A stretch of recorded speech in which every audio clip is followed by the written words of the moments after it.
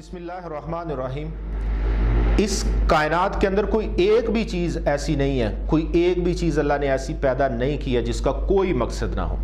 آپ اگر اپنی آبزرویشن کے اندر، اپنے ایکسپیرینسز کے اندر یہ چیزیں لے کر آئیں تو آپ کو اس چیز کی بخوبی اس چیز کی سمجھ لگے گی کہ مجھے اللہ نے فہم و فراست، دانائی، حکمت اور تجربہ اور شعور دیا ہے، لیکن میں اپنی زندگی کے مقصد سے بہت دور ہوں، اور میرے علاوہ اس کائنات کے اندر جتنی بھی چیزیں ہیں، وہ چرند ہیں، پرند ہیں، نباتات ہیں، وہ دریا، سمندر اور پہاڑ ہیں، ان ساری چیزوں کی ایک ایک چیز کی کیلکولیشن اور اس کے متعلق نالج اکٹھا کیا جائے تو پتہ چلتا ہر چیز اپنی زندگی کے مقصد کو پورا کر رہی ہے۔ سورج کروڑوں سالوں سے اللہ کے حکم پر صبح سے شام وہ ایک جگہ سے نکلتا ہے، دوسری جگہ پر غروب ہوتا ہے اور ساری انسانیت کو حرارت پہنچاتا ہے۔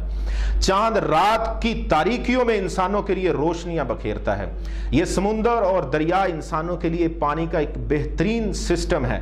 آپ کے سامنے یہ درخت ہے، شعور نہیں، فہم نہیں، عقل نہیں، ہمارے والا دماغ نہیں ہے، لیکن کروڑوں انسانوں کو آکسیجن مہیا کرتا ہے، دھوپ کے اندر چھاؤں مہیا کرتا ہے، اور جب خشک ہو جاتا ہے تب بھی اپنی جان دے کر انسانوں کو فائدہ دیتا ہے، جل کر ان کو حرارت دیتا ہے۔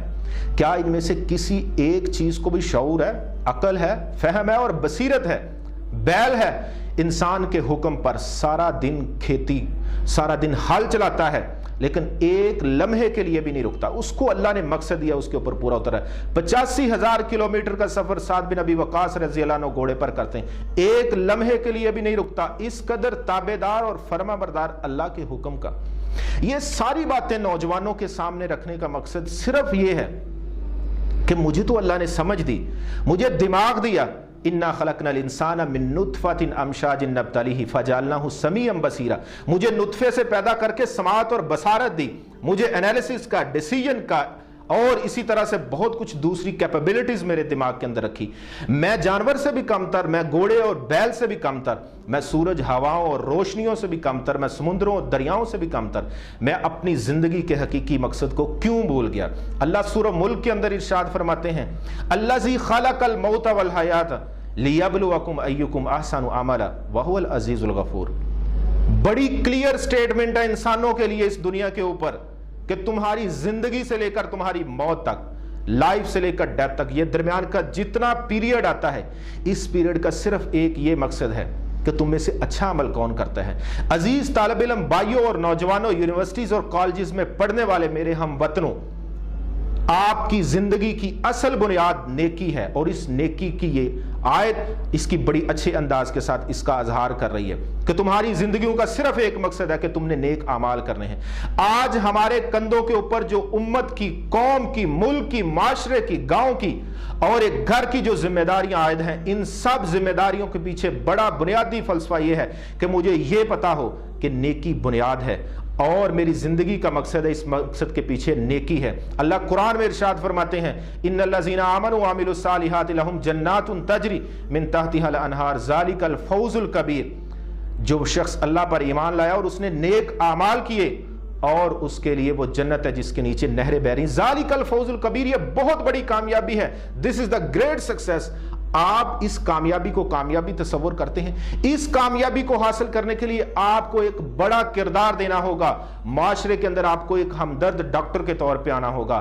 معاشرے کے اندر آپ کو وہ انجینئر بننا ہوگا جو اس قوم کی عمارتوں کی بنیادیں بڑی مضبوطی پہ رکھے۔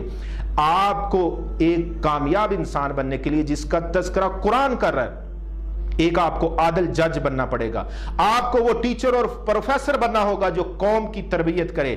آج اس ملک پاکستان کو سینکڑوں ہزاروں مسائل کا سامنا ہے۔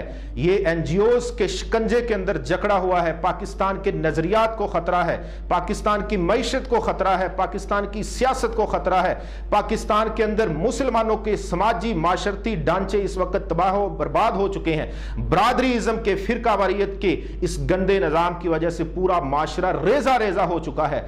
اگر ہم نے اپنی ذمہ داریوں کو نوجوانوں نہ سمجھا، ہم نے یہ نہ سمجھا کہ تعلیم کے ساتھ B S C, M S C, master, P H D کے ساتھ میرے کندھوں پر بوجھ ہے، فرض ہے اور قرض ہے کہ میں نے امت مسلمہ کی اصلاح کرنی ہے، میری ڈگریوں کے ساتھ میرا دین چلے اور میرے دین کے ساتھ دعوتی ذمہ داریاں ادا ہوں، میں معاشرے کے اندر ایک بہترین فرد کی حیثیت سے ایک ریفارمر کے طور پہ کام کروں۔